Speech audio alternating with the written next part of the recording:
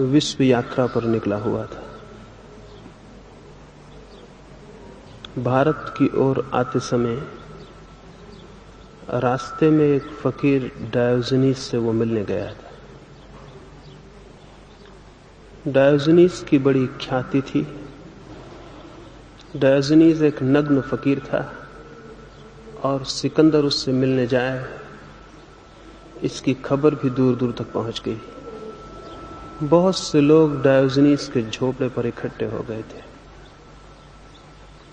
सिकंदर के पहले सिकंदर के 2 सेनापतियों ने जाकर डायोजनीस को कहा, महान सिकंदर तुमसे मिलने आ रहा है, उसके स्वागत के लिए तैयार हो जाओ। डायोजनीस अपने झोपड़े के बाहर बैठा था।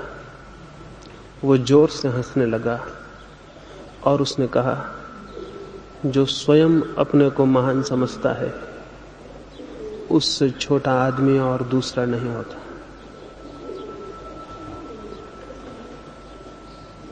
सिकंदर आ गया था।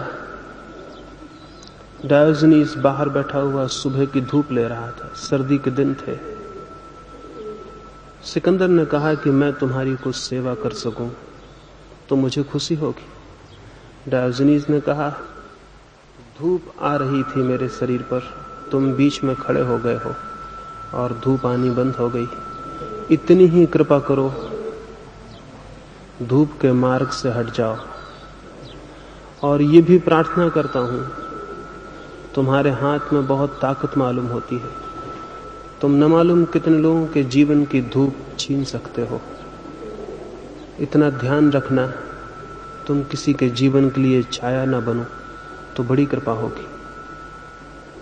सिकंदर को इस तरह की बात सुनने का कोई ख्याल न था। फिर भी उसने कहा, मैं तुमसे मिलकर खुश हुआ हूं और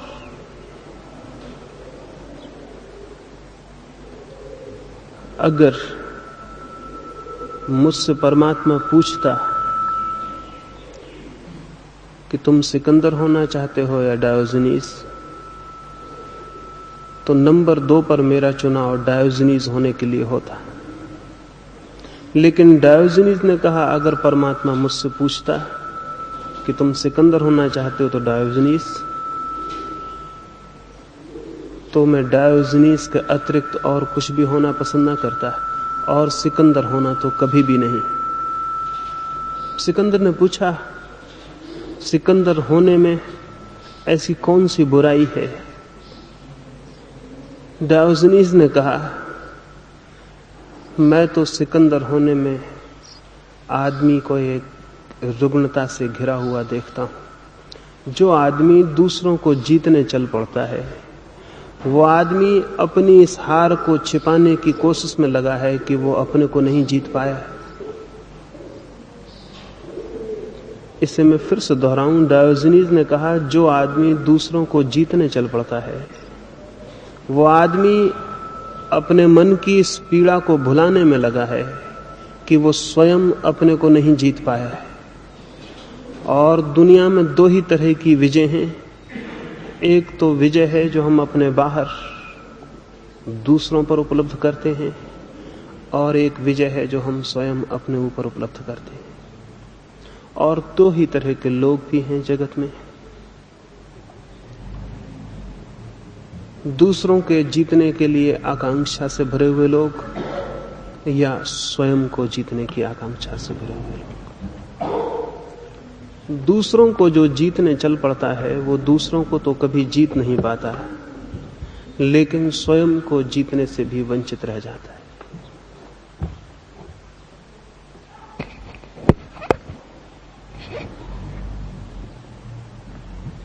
ये घटना इसलिए मैं शुरू में कहना चाहता हूं, हम सारे लोगों के जीवन के समक्ष भी 2 ही तरह के मार्ग होते हैं। एक तो महत्वाकांक्षा का, दूसरों की विजय का मार्ग है, और एक स्वयं की विजय का।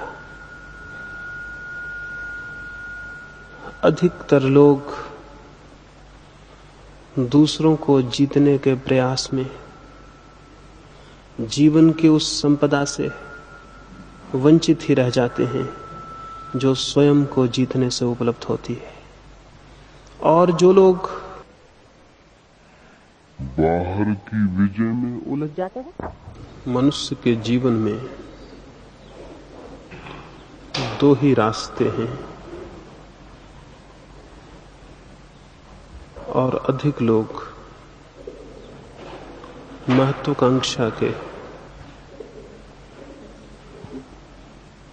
एम्बिशन के रास्ते पर ही चलते हैं।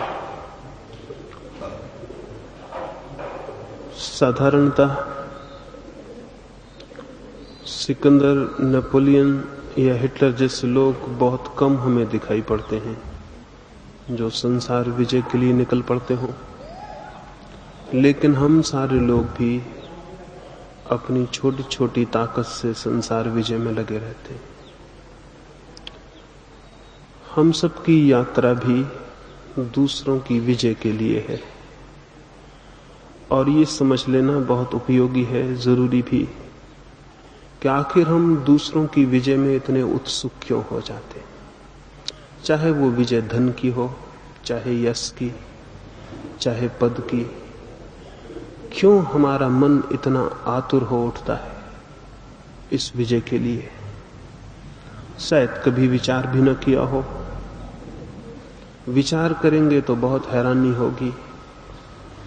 मनुष्य दूसरों की विजय के लिए इसलिए उत्सुक हो आता है कि अपने भीतर तो वो पाता है एक रिक्तता, एक खालीपन, एक अभाव, एक अंधेरा। भीतर तो कोई संपत्ति नहीं दिखाई पड़ती, न कोई प्रकाश दिखाई पड़ता है, न कुछ पाने जैसी कोई दिशा अनुभव होती है। भीतर तो एक दरिद्रता मालूम पड़ती है। इस दरिद्रता को भरने के लिए वो बाहर की समृद्धि के पीछे आतुर हो उठता है। भीतर तो कुछ भी दिखाई नहीं पड़ता, जो भी दिखाई पड़ता है वो बाहर है। लेकिन भीतर एक रिक्तता की, एक कमी, एक एम्प्टीनेस का अनुभव जरूर होता है। ऐसा लगता है जिससे भीतर कुछ भी नहीं है, एक अभाव है। ये अभाव पीड़ा देता है। इस अभाव को भर लेने के लिए मन आतुर हो उठता है। कैसे भरें इस अभाव को जो भीतर है? ऐसा प्रतीत नहीं होता कि भीतर मैं कुछ हूं। भीतर पैर रखने को कोई भूमि नहीं दिखाई पड़ती, कोई सहारा नहीं दिखाई पड़ता, कोई संगी साथी नहीं दिखाई पड़ता। भीतर एकदम असहाय, एक हेल्पलेसनेस मालूम होती है। अगर हम अकेले अपने भीतर छोड़ दिए जाएं तो हम घबरा उठेंगे। ऐसे भी हम घबराए हुए रहते हैं। मित्र को खोजते हैं, क्लब को खोजते हैं, मंदिर जाते हैं, सभा में बैठते हैं। शायद ख्याल भी इस बात का न हो कि ये सारी कोशिश अपने से बचने की कोशिश है। अकेले में खुद के साथ रहना बहुत कठिन, इसलिए हम हजार उपाय करते हैं कि खुद का साथ न हो सके, कोई और साथी हो, कोई और मित्र हो, अखबार हो, रेडियो हो, किसी से बात होती हो, सिनेमा हो। लेकिन ऐसा न हो कहीं कि हम बिल्कुल अकेले छूट जाएं और कोई भी न हो। अकेले होने से हम डरते हैं, और अगर हमें मजबूरी अकेले में रख दिया जाए तो शायद हम पागल हो जाएं। इजिप्त के एक बादशाह ने ऐसा प्रयोग किया। मेरे जैसे किसी आदमी ने उसको कहा होगा कि अकेले होने में आदमी इतना घबरा जाएगा कि पागल भी हो सकता है। उसे ये बात विश्वास योग्य नहीं मालूम पड़ी। उसने कहा कि राजधानी में जो सबसे स्वस्थ आदमी हो उसे पकड़ के ले आया जाए। एक युवक को पकड़ के लाया गया। सब तरह से वो स्वस्थ था, प्रसन्न था, शांत था, बीमार न था, कोई आर्थिक असुविधा न थी, सब प्रसन्न था। अभी अभी उसका विवाह हुआ था। वो और उसकी पत्नी दोनों खुश थे। उस युवक को पकड़ के राजा ने एक अकेले कमरे में बंद करवा दिया। सारी सुविधा जुटा दी, भोजन की, सोने की, कोई तकलीफ न थी वहां। उसके मकान से बहुत ज्यादा राजमहल में व्यवस्था कर दी, लेकिन द्वार पर एक ऐसा आदमी पहरे पर रख दिया जो उस युवक की भाषा नहीं समझता था और कोई भी उससे नहीं मिल सकेगा, इसकी मनाही कर दी। एक दो दिन तो युवक चिल्लाता रहा कि मुझे क्यों बंद किया गया है। उसने भोजन खाने से इंकार कर दिया, पानी नहीं पिया, लेकिन क्या करता, 2-4 दिन बाद उसे भोजन भी लेना पड़ा, पानी भी। 8 दिन बीतते बीतते वो राजी हो गया उस अकेलेपन में रहने को, लेकिन 1 महीना पूरा नहीं हो पाया था कि राजा के लोगों ने राजा को खबर दी, युवक में पागलपन के लक्षण आने शुरू हो गए। उसने अपने से ही बातें शुरू कर दी। जब कोई और न मिले बात करने को तो आदमी अपने से ही बातें शुरू कर देगा। फिर ये एक ही रास्ता है उसका, अपने आप को भुला रखने का। 3 महीने होते होते वो युवक बिल्कुल पागल हो चुका था। 3 महीने बाद उसे छोड़ा तो वो एकदम विक्षिप्त था। क्या हो गया था उसे? अपने को भूलने का उसे 3 महीने तक कोई उपाय नहीं मिल सका।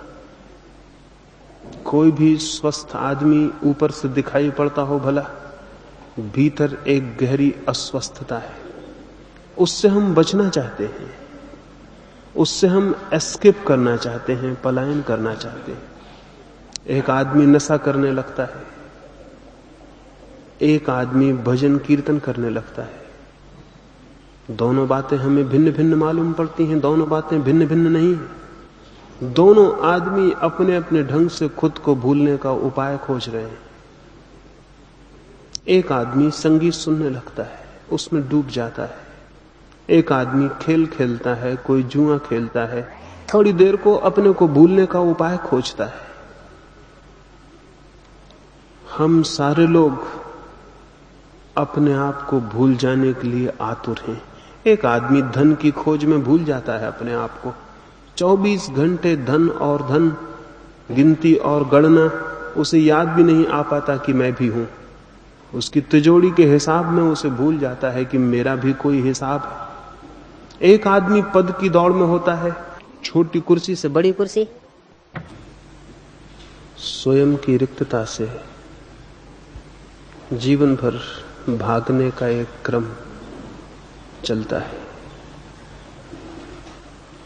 नाम हम कुछ भी देते हों, रूप कोई हो, दौड़ एक ही है कि किसी भांति भीतर की रिक्तता से हम बच जाएं, उसे भर लें या उससे भाग जाएं। पदों की दौड़ में भी वही है, छोटी कुर्सी से बड़ी कुर्सी है और बड़ी कुर्सी है, और एक आदमी भूले रहता है इस नशे में, इस बात को भूले रहता है कि कुर्सियां अलग हैं और मैं अलग हूं, और बड़ी से बड़ी कुर्सी भी, बड़े से बड़ा पद भी मेरे भीतर जो खाली है उसे नहीं भर पाएगा। एक छोटी सी कहानी आपसे कहूं, उससे ख्याल आ सके। एक सम्राट के द्वार पर एक भिखारी ने सुबह ही सुबह आकर भिक्षा मांगी। भिक्षा पात्र फैलाया, सम्राट द्वार पर ही खड़ा था। उसने अपने चाकरों को कहा कि जाओ इसके भिक्षा पात्र को अन्न से भर दो। लेकिन उस भिखारी ने कहा, एक शर्त पर मैं भिक्षा लेता हूं, मेरा पात्र पूरा भरोगे ना? अधूरा भरा हुआ पात्र लेकर मैं नहीं जाऊंगा। राजा हंस पड़ा। उसने कहा, शायद तुझे पता नहीं, तू इस देश के सबसे बड़े सम्राट के द्वार पर भिक्षा मांग रहा है। क्या तू सोचता है तेरे इस छोटे से पात्र को भी हम भर ना सकेंगे? उस भिखारी ने कहा, बहुत बड़े बड़े सम्राटों के द्वार पर मैंने भिक्षा मांगी, अब तक कोई भी भरने का वचन नहीं दे सका। राजा के अहंकार को चोट लगी। उसने अपने मंत्री को कहा कि अब अन्न से नहीं, जाओ स्वर्ण मुद्राओं से इसके पात्र को भर दो। मंत्री गए, स्वर्ण मुद्राएं लेकर आए, लेकिन पात्र में डालने पर पता चला कि राजा गलती सौदे में पड़ गया, गलती दांव लगा बैठा है। मुद्राएं पात्र में गिरी और कहीं खो गईं। पात्र खाली का खाली रहा। तो राजा घबरा आया, लेकिन एक भिखारी के सामने हार जाना उचित ना था। उसने अपने मंत्रियों को कहा कि आज मैं हूं और ये भिक्षा का पात्र है, चाहे मेरी सारी संपत्ति इसमें डाल दी जाए, लेकिन भिक्षा का पात्र भरना ही होगा। सुबह ये बात हुई थी, दोपहर हो गई, राजा की तिजोरियां खाली होने लगी, सांझ आ गई, लेकिन पात्र खाली का खाली था।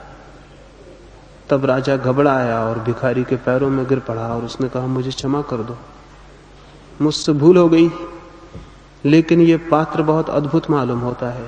कोई जादू है इसमें, कोई मंत्र सिद्ध है, क्या है ये छोटा सा पात्र मेरे पूरी संपत्ति को पी गया और नहीं भरा।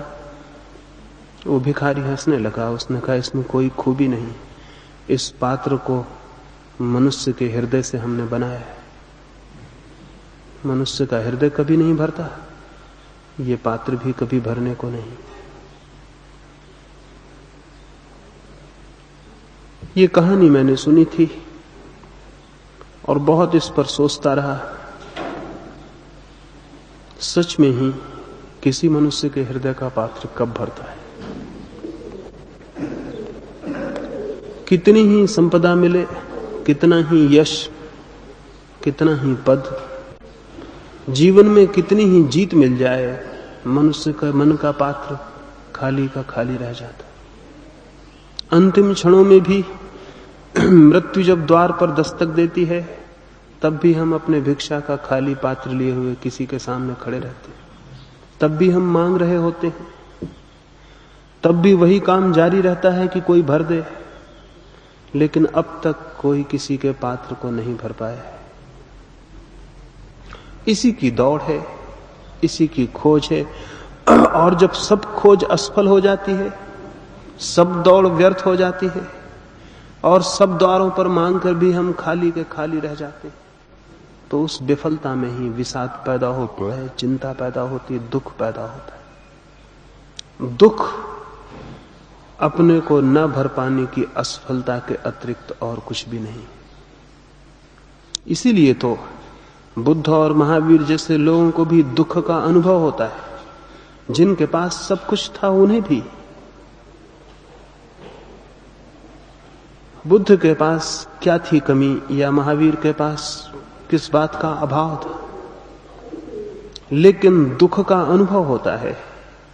दुख का अनुभव इसी असफलता से होता है कि हम अपने को सारा श्रम करने के बाद भी विफल पाते हैं, नहीं भर पाते। ये जो विफलता है, ये जो दुख है, ये जो पीड़ा है, ये जो चिंता है, इस चिंता और दुख के विचार से ही धर्म का जन्म होता है। जो व्यक्ति मन के इस स्वभाव को समझता है कि ये नहीं भरा जा सकेगा, वही व्यक्ति धर्म की खोज में, वही व्यक्ति उस सत्य की खोज में निकलता है जो स्वयं के भीतर है। बाहर तो हम पाते हैं असफलता, क्या भीतर सफलता मिल सकती है? बाहर मांग कर तो पाते हैं कि पात्र अधूरा और खाली रह जाता है, क्या भीतर भी कोई स्रोत हो सकता है जहां पात्र भर जाए? जो लोग बाहर की दौड़ पर असफल होकर भीतर लौटते हैं, भीतर खोजते हैं, भीतर की संपदा की जिज्ञासा करते हैं, भीतर खोदने की कोशिश करते हैं कि क्या वहां भी कुछ हो सकता है, उन थोड़े से लोगों ने एक अद्भुत रहस्य खोज लिया है, और वो ये कि जो बाहर नहीं मिलता है वो भीतर मिल जाता है। अब तक मनुष्य जाति के पूरे इतिहास में एक भी व्यक्ति ये कहने में समर्थ नहीं हुआ कि मैंने बाहर खोजा और मुझे आनंद मिला हो, मैंने बाहर खोजा और मैं तृप्त हो गया हूं, मैंने बाहर खोजा और मैंने सफलता पाली। एक भी व्यक्ति ये नहीं कहने में समर्थ हो सका है। निरपवाद रूप से सारी मनुष्य जाति का अनुभव यही है, लेकिन फिर भी हर मनुष्य यही सोचता है कि शायद मैं एक अपवाद, मैं एक एक्सेप्शन सिद्ध हो जाऊं। किसी और को नहीं मिला है, लेकिन शायद मुझे मिल जाए। और ये अपवाद का धोखा ही हर मनुष्य को उस यात्रा पर ले जाता है जो हजारों वर्षों से असफल है। जिस यात्रा में कोई सफल नहीं होता, फिर भी एक एक व्यक्ति यही सोचता है शायद मैं भिन्न सिद्ध हो जाऊं। सिकंदर हार गए होंगे, लेकिन मैं शायद न हारूं। अरब में एक कहावत है, परमात्मा जब लोगों को बना के भेजता है दुनिया में, तो हर आदमी को बनाने के बाद उसके कान में एक सूत्र जरूर बोल देता है। वो ये कह देता है हर आदमी को, तेरे जैसा आदमी मैंने कोई दूसरा नहीं बनाया, तू अनूठा है। और ये बात वो हर एक के कान में बोल देता है। और ये एक बड़ा गहरा मजाक है। हर आदमी को ये ख्याल होता है मैं एक अपवाद हूं, जो कोई भी नहीं कर सका वो मैं कर सकूंगा, जो कोई भी नहीं पा सका वो मैं पा सकूंगा, जो किसी जीवन में संभव नहीं हुआ वो मेरे लिए संभव होगा। ये अहंकार का बोध, ये ईगो, ये अस्मिता की मैं कर लूंगा जो किसी को नहीं हुआ, फिर एक जीवन को असफल बना देती। ये जानना जरूरी है कि मनुष्य का स्वभाव एक जैसा है। मनुष्य के स्वभाव में भेद नहीं है। और अगर मनुष्य का स्वभाव ही बाहर के जगत में असफल होने को बाध्य है, तो मैं भी अपवाद नहीं हो सकता। इतना चिंतन जिसके भीतर पैदा हो, वो भीतर लौटने में समर्थ हो सकता है। और शायद जैसा कि हुआ आज तक, जो लोग भीतर गए हैं उनमें से भी कोई ये नहीं कह सका कि मैं भीतर गया और खाली हाथ लौटा हूं। जो भीतर गया है उसने पाया है कि वो पात्र जो हमेशा खाली था भर गया है। सिकंदर मरा, शायद आपको पता हो, जिस नगर में उसकी अर्थी निकली सारे लोग हैरान हो गए। अर्थी के दोनों हाथ उसके बाहर लटके हुए थे। हर कोई पूछने लगा कि अर्थी के बाहर क्यों हाथ लटके हुए हैं, हमेशा अर्थी के भीतर हाथ होते हैं।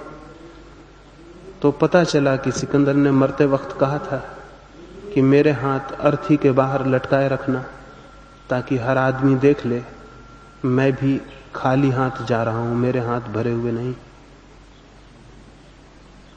लेकिन सिकंदर को मरे सैकड़ों वर्ष हो गए, उसके अर्थी के बाहर लटके हुए हाथ कौन देख पाया?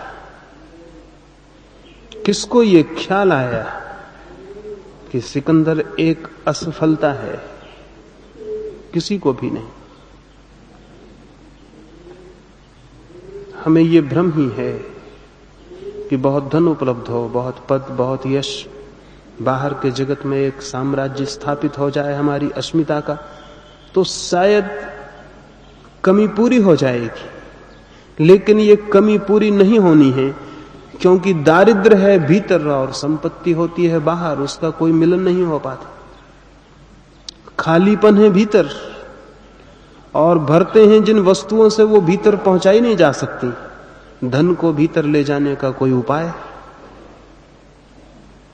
धन आपके भीतर कैसे पहुंचेगा? पहुंच जाएगा आपकी तिजोरी में, लेकिन आपके भीतर कैसे पहुंचेगा? यश कैसे आपके भीतर पहुंचेगा? जो बाहर खोजा जाता है उसे भीतर ले जाने का कोई भी मार्ग नहीं। इसलिए बाहर ढेर लगता जाता है हमारी समृद्धि का, और भीतर हमारी दरिद्रता पूर्ववत ही बनी रहती है, उसमें कोई फर्क नहीं पड़ता है। अभी कुछ ही वर्ष हुए, अमेरिका का एक बहुत बड़ा करोड़पति एंड्रू कार्नेगी मरा।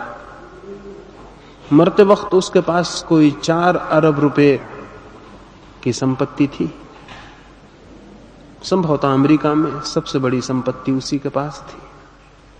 4 अरब रुपए छोड़कर वो आदमी मरा। मरने के 2 ही दिन पहले उसकी जीवन कथा लिखने वाले लेखक ने उसको पूछा कि आप तो तृप्त हो गए होंगे, इतनी संपत्ति आप इकट्ठी कर पाए। एंड्रू कार्नेगी ने उदासी से कहा, कहां तृप्त हो गया, जरा भी तृप्त नहीं हुआ। 10 अरब रुपया छोड़ने का मेरा इरादा था और मैं केवल 4 अरब ही इकट्ठे कर पाया। क्या आप सोचते हैं एंड्रू कार्नेगी के पास 10 अरब रुपए होते तो बात हल हो जाती? नहीं हल होनी थी। 10 अरब जब तक रुपए होते, कार्नेगी की आकांक्षा शायद 100 अरब रुपयों की हो जाती। जो हमारे पास है, हमारी आकांक्षा हमेशा उसके आगे निकल जाती है और तब एक भ्रम जीवन भर कायम रहता है। जीवन भर हम दौड़ते भी हैं और हर दौड़ के बाद हम पाते हैं मंजिल और आगे निकल गई है, हम फिर हमेशा पीछे रह जाते हैं। आदमी हमेशा पीछे रह जाता है, आकांक्षा हमेशा आगे निकल जाती है। और तब गरीब भी गरीब रहता है और अमीर भी गरीब। वे तो दरिद्र हैं ही जो सड़कों पर भिक्षा मांगते हैं, वे भी दरिद्र रह जाते हैं जिन्हें सम्राट होने का भ्रम पैदा होता है। भीतर की दरिद्रता में कोई फर्क नहीं पड़ता है। धर्म की जिज्ञासा शुरू होती है इसी तथ्य से कि क्या ये जो भीतर हमारे एक दरिद्र बैठा हुआ है, एक भिखारी, क्या ये भिखारी मिट सकता है? क्या ऐसा हो सकता है कि एक आंतरिक संपदा उपलब्ध हो और प्राण आनंद से भर जाएं? क्या ये हो सकता है कि भीतर का खालीपन मिट जाए, एक भरापन पैदा हो? क्या ये हो सकता है कि भीतर रिक्तता ना रहे, एक पूर्णता आ जाए? इस बात का विचार, इस बात की जिज्ञासा, इस बात का प्रश्न ही मनुष्य के भीतर एक नई खोज का शुभारंभ बनता है। लेकिन शायद हम पूछते ही नहीं, शायद कभी हम रुक के 2 क्षण ठहरते भी नहीं कि जीवन की धारा पर प्रश्न कर लें, देख लें कि क्या हमने पाया है, हिसाब कर लें। कभी 2 क्षण रुक के पीछे लौट के देख लें। अब यहां इतने लोग हैं, किसी की 10 वर्ष उम्र होगी, किसी की 60 वर्ष भी, लेकिन न 10 वर्ष वाला सोचता है कि 10 वर्षों में मैंने क्या पा लिया, और न 60 वर्ष वाला सोचता है कि मैंने 60 वर्षों में क्या पा लिया। मेरे हाथों में क्या है? कहीं वे खाली ही तो नहीं है। मेरी उपलब्धि क्या है? कुछ मकान मैंने खड़े कर लिए हैं, वे उपलब्धि होंगे। कुछ जमीन पर मैंने घेरा बांध लिया है, वो मेरी उपलब्धि है। कुछ संपदा मैंने बटोर ली है, वो मेरी उपलब्धि है। मेरी उस उपलब्धि से क्या वास्ता है, क्या संबंध है? मौत मेरी उस उपलब्धि से मुझे दूर कर देगी। जीवन भर जिसे मैंने इकट्ठा किया था, मृत्यु उससे मुझे जुदा कर देगी। तो क्या कुछ ऐसा भी मेरे पास है जिसे मृत्यु दूर ना कर सके? अगर ऐसा कुछ भी हमारे पास है जिसे मृत्यु दूर ना कर सके, तो उसी संपदा का नाम आत्मा है। उसी संपदा का नाम परमात्मा है जिसे मृत्यु हमसे दूर ना कर सके। मृत्यु की कसौटी पर हमेशा जीवन की उपलब्धि को जो कस लेता है, वो पाएगा कि जिसे उसने धन समझा है, जिसे उसने यश समझा है, जिसे उसने सोचा है कि मेरा पाना है, वो उसे मिट्टी दिखाई पड़ेगा। लेकिन मृत्यु की कसौटी पर हम कसते नहीं। इसलिए मैं आज की सुबह इस चर्चा में आपसे ये निवेदन करना चाहूंगा, फिर आने वाली 3 चर्चाओं में आपसे उस पर विस्तार से बात हो सकेगी। मृत्यु की कसौटी ही सबसे बड़ी कसौटी है मनुष्य के समक्ष, जिस पर वो कस के देख ले कि उसके पास सोना है या मिट्टी। जो चीज मृत्यु की कसौटी पर व्यर्थ हो जाती हो, उसे वो जान ले कि वो मिट्टी है। क्योंकि मृत्यु की ताकत केवल मिट्टी पर ही चल सकती है, जीवन पर मृत्यु की कोई ताकत नहीं चल सकती। अगर हमारे पास कोई जीवन की संपत्ति हो तो मृत्यु वहां हार जाएगी और व्यर्थ हो जाएगी। लेकिन हमारे पास तो जो भी है वो सब मृत्यु की कसौटी पर मिट्टी सिद्ध होता है। फिर भी लेकिन हम अंत घड़ी तक उसी को सोचे चले जाते हैं। शायद कभी ख्याल पैदा नहीं होता शायद सभी लोग एक दौड़ में हैं, इसलिए ख्याल पैदा नहीं होता। हम यहां इतने लोग हैं, अगर हम सभी एक ही बीमारी से परेशान हो जाएं तो थोड़े दिनों में हमें उस बीमारी का पता होना बंद हो जाएगा, क्योंकि सभी उस बीमारी में होंगे। बीमारी का पता चल सकता है अगर एक आध बीमारी में हो। पूरी मनुष्य जाति एक रुग्णता से पीड़ित हो तो पता चलना मुश्किल हो जाता है। मैंने सुना है एक गांव में 2 कुएं थे, एक गांव का कुआं था और एक राजा के महल का। एक जादूगर उस गांव से निकला और उसने गांव के कुएं में कुछ छोड़ दिया और कहा कि अब जो भी इसका पानी पिएगा वो पागल हो जाएगा।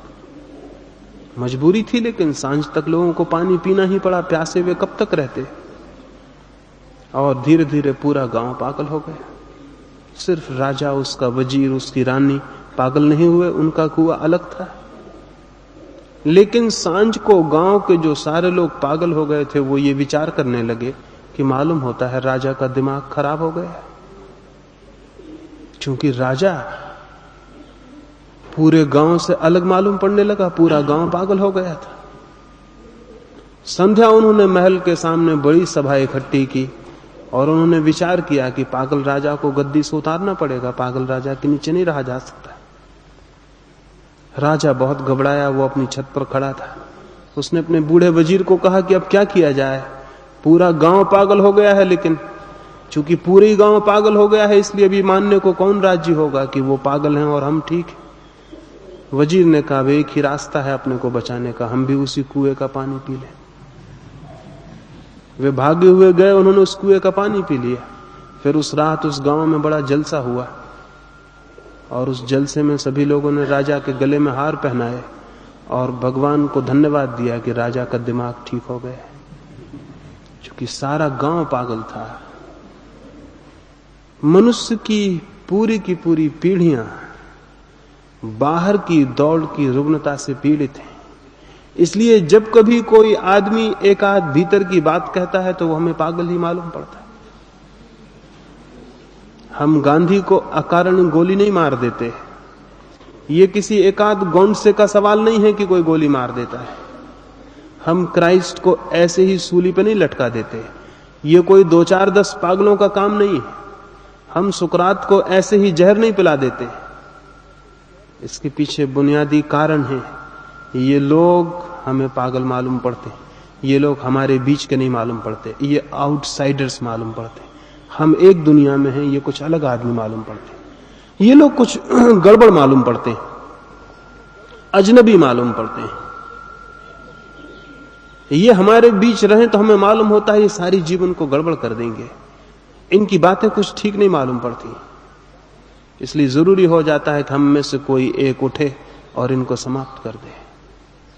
इधर 10,000 वर्षों में हमारे भीतर जो स्वस्थ आदमी था वो हमें पागल मालूम हुआ, क्योंकि हम सारे लोग एक बहुत बड़ी गहरी पागल दौड़ में हैं। हमारी दौड़ का अंत तक कोई सिलसिला नहीं टूटता है। आखिरी क्षण तक भी हम वही सोचे चले जाते हैं जिसका जीवन की गहराइयों से कोई भी नाता नहीं है।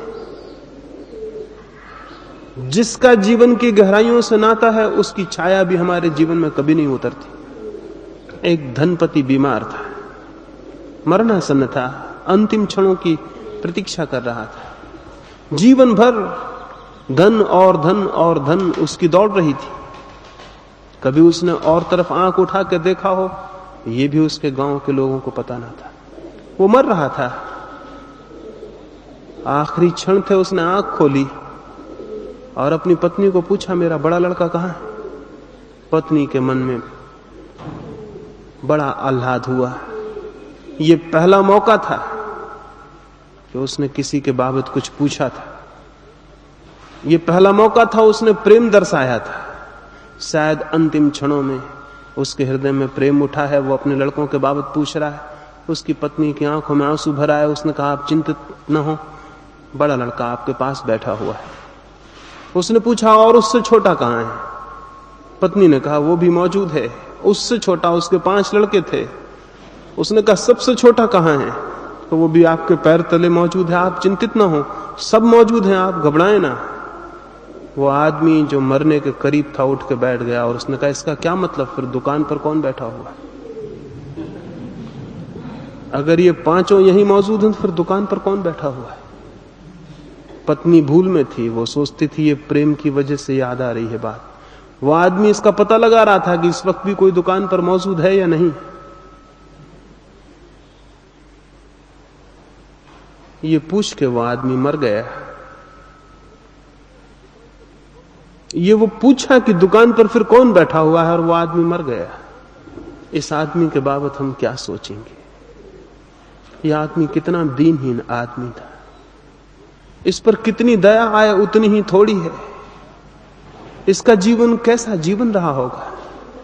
मृत्यु के क्षण में भी न तो प्रेम था, न प्रार्थना थी, न परमात्मा था, पैसा था। और ये स्वाभाविक है, जिसकी जीवन की पूरी धारा पैसे से जुड़ी रही हो, अंतिम क्षण में वो प्रेम से जुड़ भी नहीं सकता है। चित्त तो एक श्रृंखला है, एक कंटिन्यूटी है। गंगा बह रही है, कोई अगर ये कहे कि हिमालय पर तो गंगा गंदी होती है, प्रयाग में गंदी होती है, अपवित्र होती है, सिर्फ काशी के घाट पर आगे पवित्र हो जाती है, आगे फिर अपवित्र हो जाती है, तो हम कहेंगे तुम पागल हो, क्योंकि गंगा तो एक सतत धारा है। ये नहीं हो सकता कि काशी के पहले अपवित्र हो, काशी के बाद फिर अपवित्र हो जाए, सिर्फ काशी के घाट पर पवित्र हो उठे। ऐसा कैसे होगा? धारा तो जो पहले है वही काशी के घाट पर है, वही काशी के आगे है। चित्त भी एक सतत धारा है। अगर जीवन भर वो बाहर की तरफ घूमती रही हो तो यह असंभव है कि अंतिम क्षण में वो अंतस की तरफ घूम आए। अगर जीवन भर उसने पैसे को केंद्र बनाया हो तो यह असंभव है कि वो कभी प्रेम को केंद्र बना ले। और जिस जीवन में प्रेम केंद्र नहीं बनता, प्रेम है आंतरिक संपत्ति, पैसा है बाह्य संपत्ति। इसलिए आप देख के हैरान होंगे इस बात को कि जो आदमी पैसे के लिए जितना आतुर होगा उसके जीवन में प्रेम उतना ही कम होगा। ये बिल्कुल अनिवार्य है। जिसके जीवन में जितना प्रेम होगा पैसे पे उसकी पकड़ उतनी ही कम हो जाएगी। प्रेम और पैसे की पकड़ दोनों एक साथ साथ कभी नहीं हो सकती। महावीर और बुद्ध हमें धन छोड़ते दिखाई पड़ते हैं। लोग सोचते होंगे ये त्याग कर रहे हैं। मेरी दृष्टि में मामला दूसरा है। मेरी दृष्टि में इन्हें प्रेम की संपत्ति मिल गई, इसलिए पैसे की संपत्ति का अब कोई सवाल नहीं। इन्होंने बड़ी संपत्ति पाली है, इसलिए छोटी संपत्ति छूट रही है। अगर किसी को हीरे जवाहरात मिल जाए और हाथ के कंकड़ पत्थर फेंक दे, इसको त्याग कौन कहेगा?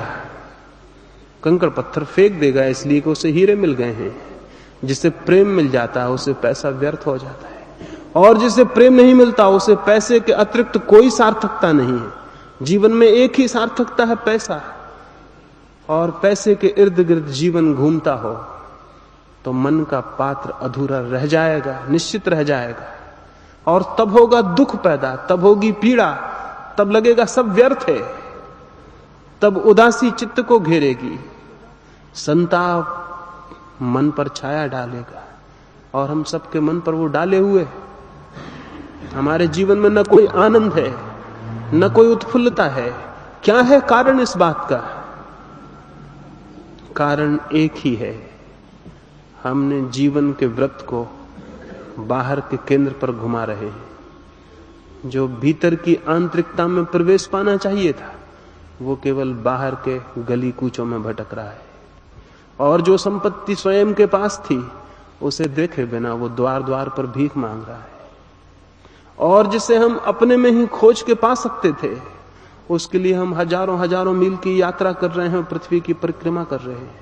थक जाते हैं पैर, एक दिन घबरा जाती है तबीयत, मौत करीब आने लगती है और आंखें आंसू से भर जाती हैं और लगता है सब व्यर्थ हो गया। ये लगना स्वाभाविक है।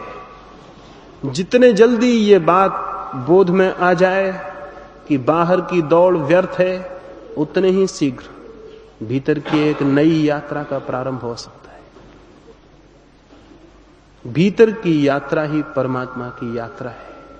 इसलिए मैं मंदिर में जाने को धर्म नहीं कहता हूं, न ही तीर्थ की यात्रा को धर्म कहता हूं। क्योंकि तीर्थ भी बाहर हैं और मंदिर भी बाहर है। ये वही बाहर की खोज वाला आदमी है। मंदिर भी बाहर बनाता है, भगवान भी बाहर खड़े करता है। उसके भगवान ऊपर आकाश में होते हैं, मंदिर बाहर होता है। तीर्थ कहीं काशी में, कहीं काबा में होता है। अभी उसकी भीतर की तरफ आंख नहीं गई। भीतर की तरफ जिसकी आंख पहुंच जाती है वो मन में ही मंदिर को उपलब्ध हो जाता है। धार्मिक आदमी वो नहीं है जो मंदिर जाता हो, बल्कि वो है जो स्वयं मंदिर बन गया हो। और हर आदमी मंदिर बन सकता है, और तभी जीवन में वे किरणें उपलब्ध होती हैं जो आनंद की हैं, जो प्रेम की हैं, जो सौंदर्य की हैं। और तभी वो शांति मिलती है जिसे उच्छेद करने की सामर्थ्य फिर किसी में भी नहीं। और तभी वो संपदा उपलब्ध होती है जिसे खोने का कोई उपाय नहीं। और तभी मिलता है वो अमृत जीवन जिसकी कोई मृत्यु नहीं। लेकिन उसके लिए भीतर की यात्रा करनी जरूरी है। भीतर की यात्रा के कुछ नियम हैं, भीतर की यात्रा के कुछ मार्गदर्शक हैं, भीतर की यात्रा के राह पर लगे कुछ मील के पत्थर हैं। उनकी हम आने वाली 3 चर्चाओं में बात करेंगे। अभी तो इतना ही मुझे आपसे कहना था सुबह की इस बात में। बाहरी खोजते न रह जाना, क्योंकि बाहर कितनी ही संपदाएं दिखाई पड़े, वे मन के पात्र को कभी भी नहीं भर पाती। एक रात एक छोटे से गांव में, एक छोटे से झोपड़े के भीतर से जोर से आवाज आने लगी, आग लगी है, मेरे भीतर आग लगी है। कोई रो रहा है, छाती पीट रहा है और जोर से चिल्ला रहा है। सारे गांव के लोग जाग गए और उस झोपड़े की तरफ भागे। झोपड़े में अंधकार था, आग तो दूर, वहां कोई दिया भी एक जला हुआ नहीं था। लोगों ने दरवाजे हटाए, अंदर गए। एक बूढ़ी औरत चिल्ला रही थी, रो रही थी। उन लोगों ने कहा, पागल, आग कहां लगी है, हमें बता। कुछ लोग दौड़ के बाल्टियों में पानी भर लाए थे। उन्होंने कहा, कहां आग है, हम उसे बुझा देंगे। वो बूढ़ी औरत जो रोती थी हंसने लगी और उसने कहा, पागलो, अगर आग बाहर होती तो मुझे भी कुएं का रास्ता मालूम है, मेरे घर में भी बाल्टी है, मैं उसे बुझा लेती। लेकिन आग भीतर लगी और तुम मेरी आग नहीं बुझा सकोगे, क्योंकि जो मेरे भीतर है उसे बुझाने का उपाय मुझे ही करना होगा। और निवेदन मुझे ये करना है कि मेरे ही भीतर आग लगी होती तो भी ठीक था, तुम्हारे घर में भी भीतर आग लगी है, जाओ और वहां खोजो। वे लोग गुस्से में बड़बड़ाते हुए अपने घर चले गए कि उसने व्यर्थ उनकी नींद खराब कर दी और जाके सो गए। अक्सर मैं जो बातें कहूंगा 3 दिन में, उनमें भी आप से बहुतों को ऐसा लगेगा व्यर्थ हमारी नींद खराब कर दी, और आप भी अपने घर जाके आराम से सो जाएंगे। अक्सर ऐसे ही होता रहा है। लेकिन अगर किसी की नींद टूट जाए इन बातों से, कोई घबरा के बेचैन हो जाए, किसी के भीतर बहुत तीव्र असंतोष जलने लगे और किसी को ऐसा लगने लगे कि जीवन सचमुच एक आग पर चढ़ा हुआ है, तो निश्चित ही उसके भीतर उस पीड़ा से, उस दुख से, उस आग लगे होने के बोध से वो संकल्प पैदा हो जाता है जो मनुष्य को आग के बाहर ले जाने में समर्थ है, असंतोष के बाहर ले जाने में समर्थ है। हमारी प्यास और हमारी पीड़ा ही हमें ऊपर उठने का मार्ग बनती है। तो इधर 3 दिनों में कोशिश करूंगा कि हम जो संतोष से जिए चले जा रहे हैं वो टूट जाए, क्योंकि संतोष बहुत झूठा है। ये उतना ही झूठा है जैसे सुबह कोई आपसे पूछता है, आप ठीक तो हैं, और आप कहते हैं बिल्कुल ठीक। बिल्कुल झूठी बात कहते हैं। हर आदमी यही कहता है बिल्कुल ठीक हूं। अगर ये बात सच होती तो दुनिया ठीक होनी चाहिए थी, लेकिन हम सब जानते हैं ये कहने की बात है कि हम बिल्कुल ठीक हैं। हम जरा भी ठीक नहीं। जब भी कोई मिलता है, आप मुस्कुरा के मिलते हैं, उससे भ्रम पैदा होता है जैसे मुस्कुराहट आपकी जिंदगी में होगी। सच्चाई ये है कि भीतर सिवाय रुदिन के और कुछ भी नहीं है, आंसुओं के सिवाय कुछ भी नहीं है। लेकिन हम ऊपर की मुस्कुराहट से भीतर के इन सब आंसुओं को छिपा लेने में इतने होशियार हो गए हैं कि दूसरों को तो हम धोखा देने में समर्थ हो ही जाते हैं, निरंतर दूसरों को धोखा देते खुद को भी धोखा देने में हम समर्थ हो जाते हैं, और ऐसा भ्रम पैदा हो जाता है हम खुश हैं, हम प्रसन्न हैं, हम आनंदित हैं। सारा जीवन हमारा एक झूठा संतोष है, एक फॉल्स कंसोलेशन है, जहां सच्चाई जरा भी नहीं। 3 दिन में कोशिश करूंगा ये झूठा संतोष आपका टूट जाए और आपके भीतर एक असंतोष पैदा हो, क्योंकि स्मरण रहे जब तक कोई सामान्य जीवन से असंतुष्ट नहीं हो जाता तब तक सच्चे जीवन की खोज शुरू नहीं हो सकती। इसलिए जो लोग कहते हैं धर्म एक संतोष है, मैं आपसे कहूंगा वो एकदम ही गलत और झूठी बात कहते हैं। धर्म तो एक बहुत गहरा असंतोष है, एक बहुत डिवाइन डिसकंटेंट, एक बहुत गहरा असंतोष है भीतर, उससे ही धर्म की शुरुआत होती। लेकिन हमने तो धर्म को जरूर एक संतोष बना रखा है। जो लोग धर्म को संतोष समझते हैं उनके जीवन डबरों की भांति हो जाते हैं जिनमें पानी गंदा हो जाता है। लेकिन जो लोग जीवन को एक गहरा असंतोष समझते हैं, निरंतर पार हो जाने के लिए और पार और ऊपर उठ जाने के लिए, उनका जीवन एक सरिता बन जाता है जो पहाड़ियों, घाटियों, मैदानों को पार करती है। इस खोज में, इस तलाश में कि किसी दिन उसे अनंत सागर का मिलन हो सके। असंतोष का जीवन जो निरंतर जीवन की क्षुद्र संतोषों से ऊपर उठता चला जाए, पार करता चला जाए, वही किसी दिन परमात्मा के उस सागर को उपलब्ध होता है जो कि वास्तविक संतोष और शांति है। इधर इन 3 दिनों में इस संबंध में आपसे बात करूंगा। ये तो बिल्कुल प्रारंभिक थोड़े से शब्द हैं, इसके बाद चर्चा हो सकेगी। मेरी बातों को इतने शांति और प्रेम से सुना है, उससे बहुत बहुत अनुग्रहित हूं। सबके भीतर बैठे हुए परमात्मा को प्रणाम करता हूं, मेरे प्रणाम स्वीकार करें।